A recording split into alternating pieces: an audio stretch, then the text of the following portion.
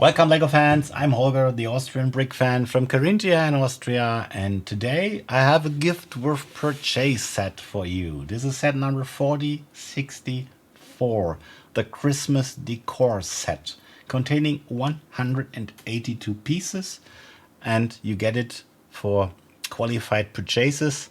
I think the amount you must spend was around about $70 or euros, and this action is long, goes so long as the stock lasts, I think, and I think there is an end date, of course, too, but I don't know exactly. And you can put those things on your Christmas tree. That's really nice. I like it, and it's a limited edition. And I think let's start unboxing, building it. Have fun.